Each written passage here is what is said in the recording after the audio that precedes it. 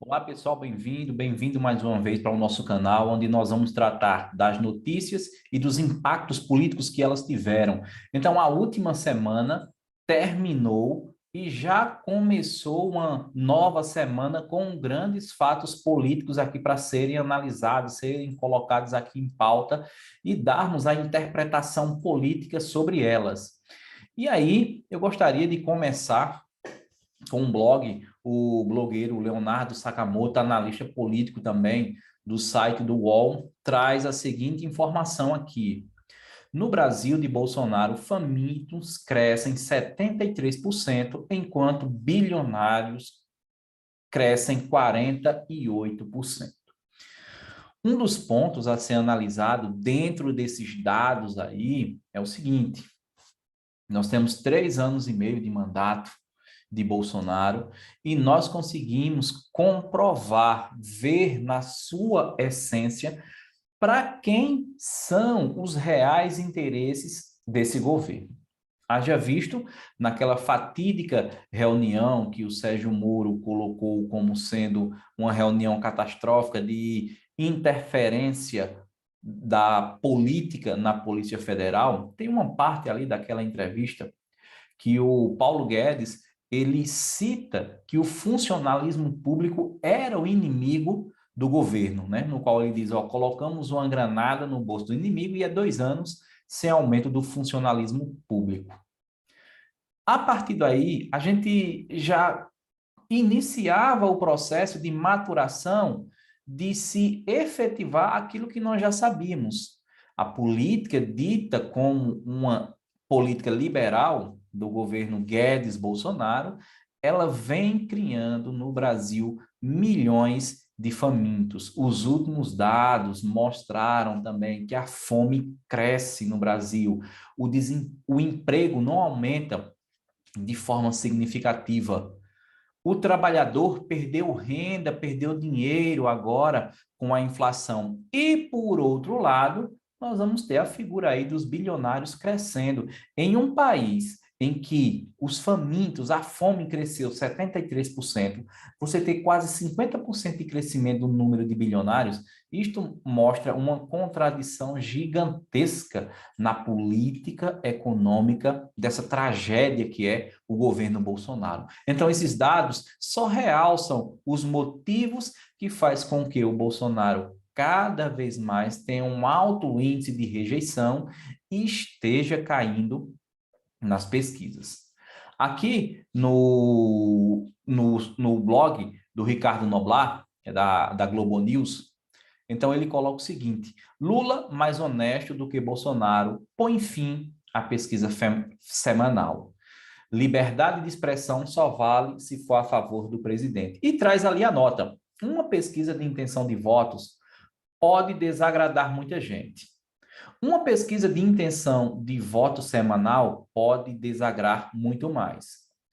Foi por isso que a XP Investimento, corretora de valores, alterou a periodicidade das pesquisas que contratou o IPESP.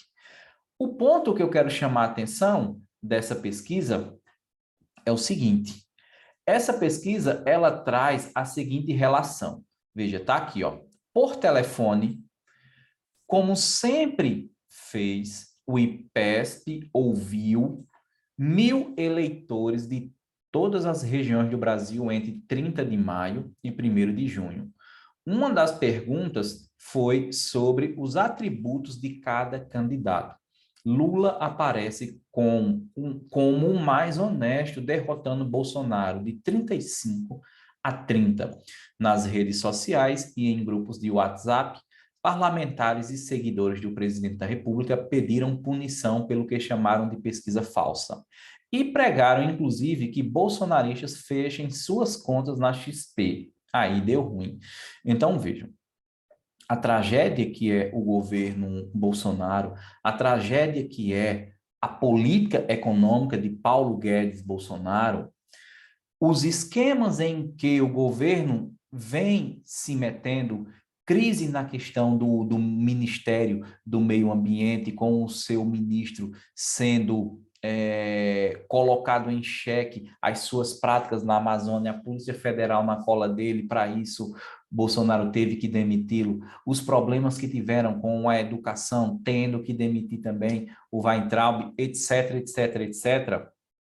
Os esquemas pelo qual você tem um governo que prega tanto a liberdade, liberdade, liberdade, liberdade, que nós sabemos ser apenas retórica, faz com que vários documentos e informações que poderiam vir a público fique suspenso ou ele, como ele sempre faz, assina um decreto de sigilo de 100 anos. Então, isso aí entra principalmente cartão corporativo, e desde o início do mandato até agora, 13 de junho de 2022, mais de 20 milhões de reais no cartão corporativo. Sem contar os esquemas que ele tenta encobrir de toda a sua família. Os esquemas de fake news do Carlos, zero alguma coisa. Os esquemas de rachadinha do Flávio, zero alguma coisa. E isso, depois de 3 anos e meio, o Bolsonaro vem derretendo tanto que a figura de Lula, dentro dessa pesquisa do IPESP, que é uma das pesquisas, um dos institutos mais sérios, coloca a figura de Lula como sendo mais honesta do que o próprio Bolsonaro. Então, para quem tinha aquela retórica de dizer que era honesto, que Brasil e patriotismo e honestidade, que sabíamos que era tudo balela, essa pesquisa agora colocou em xeque esse discurso, que foi um mote de campanha passado, que ele tenta colocar agora novamente. Essa pesquisa da IPESP é um balde cheio. E, não tendo como se contrapor a esse debate, a essa pesquisa, os apoiadores, os fanáticos do bolsonarismo faz o que sempre vem fazendo. Questiona a pesquisa, não acredita em pesquisa, coloca uma série de dúvidas sobre a forma como a pesquisa foi feita, chama ela de pesquisa falsa, mas não se contrapõe de uma forma mais efetiva. É nisso que dá eleger uma farsa e um desqualificado. Fez com que o Lula hoje tenha mais credibilidade em termos de honestidade do que o próprio Bolsonaro.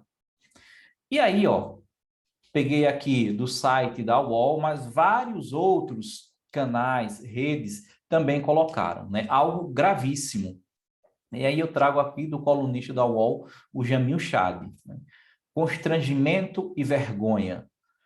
Foi dessa forma que o Itamaraty e alguns dos principais diplomatas brasileiros receberam os relatos de que o presidente Jair Bolsonaro teria solicitado ajuda de Joe Biden nas eleições em outubro.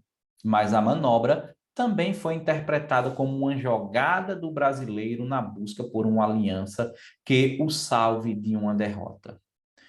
Então, vejam, na eminência de uma derrota, os próprios interlocutores, né, questão de bastidores, colocaram que o staff que acompanhou Bolsonaro aos Estados Unidos ficaram totalmente e completamente constrangidos com esse pedido. Isso não estava no roteiro, isso não estava na agenda. Então, isso foi uma fala de improviso, coisa que ele sempre faz e, por sinal, faz muito mal, tentando convencer o Joe Biden a, de alguma forma, interferir ou declarar um certo apoio a Bolsonaro contra Lula. Claro, claro que isso não dá em nada. Por quê? O Biden sabe que o Bolsonaro não é de confiança. O Biden sabe que o candidato do Bolsonaro é o Trump, que deve voltar a se candidatar nas próximas eleições. Então, isso mostra, mais uma vez, o nível de desespero que Bolsonaro está. De um lado, você tem a campanha tentando pregar e criar situações que não existem. Do outro lado, tem Bolsonaro tentando manifestar uma influência no mundo que não tem. É tanto que ainda nesse artigo, né, fala que o Joe Biden nem sequer fez nenhuma referência, fez-se de ouvido de mercador, entrou por uma orelha, saiu por outra, e não deu nenhum tipo de apoio ou de concordância ou de sinalização para Bolsonaro. O mais importante nisso é a tendência de desespero. O próprio Bolsonaro sabe que a situação para ele está terrível. Ele tem pesquisa interna. Ora, se ele tem pesquisa interna, como é que ele brada para os quatro cantos que não acredita em pesquisa? Olha, isso é para alimentar a militância. A militância precisa de problemáticas para que eles ajam. E essa ação da militância, ela só vem quando você tem um comando, quando você tem uma notícia que é colocada, quando você tem um simulacro que fazem com que eles reajam. Então, mais uma vergonha, né, para o Brasil, mais uma vergonha vinda dessa política totalmente desastrosa. E o fato, ele é tanto que também saiu aqui, ó, dia 7, foi noticiado aqui na Carta Capital o seguinte, né, que agora em Minas Gerais, o Lula fechou com o Alexandre Calil e vai apoiá-lo para governador. E aí, o que é que nós temos? Apoio de Lula faz Calil liderar com 40% das intenções de voto em Minas. O atual governador, Romeu Zema, ficaria com 24,4%. E o pré-candidato apoiado por Bolsonaro, Carlos Viana, teria 15,5%. Então, isso é um número muito significativo e a matéria continua. De acordo com o levantamento, o ex-presidente de Belo Horizonte alcança 40%, presidente não, prefeito, alcança 40,4% das intenções de voto, quando apoiado pelo petista. Romeu Zema fica em segundo, quando aparece ao lado de Felipe Dávila, presidenciável do seu partido, o candidato do presidente Bolsonaro, fica lá com 15,5%. Então, vejam, não é apenas uma pesquisa, duas pesquisas, são pesquisas conglomeradas. E quando você tem os nomes de Lula e de Bolsonaro apoiando seus respectivos candidatos nos estados, os números, eles aumentam. E aqui nós temos, de forma muito significativa, o Alexandre Calil, que mais do que dobra a sua intenção de voto quando o nome dele é associado ao nome de Lula. Isso só comprova o crescimento de Lula. Isso não quer dizer, de forma alguma, que é aquilo que vai se concretizar em outubro, mas isso mostra que as intenções de voto, as pesquisas, elas trazem essa veracidade, elas trazem esse domínio e esse contorno de um retrato de uma realidade. E o retrato que nós temos hoje, diante dessas notícias, são essas aqui. Uma estabilidade em Lula, acima dos 40 pontos, né, variando ali 43, 44, 45, 46, chegando até 47, nos votos válidos, ultrapassando os 50%, e o Bolsonaro com uma briga muito grande para se firmar ali com seus 30, 32%. Ciro Gomes, independentemente do que venha fazendo, não chega a ultrapassar ainda os 10 pontos, né? Ou chega aos 2 dígitos. Então, essas colocações e essas informações da semana, elas foram colocadas aqui, no qual eu julgo de forma que foram muito importantes para que a gente faça análise e o debate político e não caia nas falácias e não caia nas pegadinhas que são colocadas aí, que surtiu efeito na eleição passada, mas nessa eleição nós temos o dever de combatê-las. Então, agradeço a vocês por mais ter assistido esse vídeo. Para quem não é inscrito, peço que se inscreva, que possa debater, que possa se colocar aqui junto conosco nesse espaço de mídia alternativa para que a gente construa uma análise e tente interpretar todas essas possibilidades que vêm se apresentando. Agradeço a todos, até o próximo vídeo, pessoal. Valeu!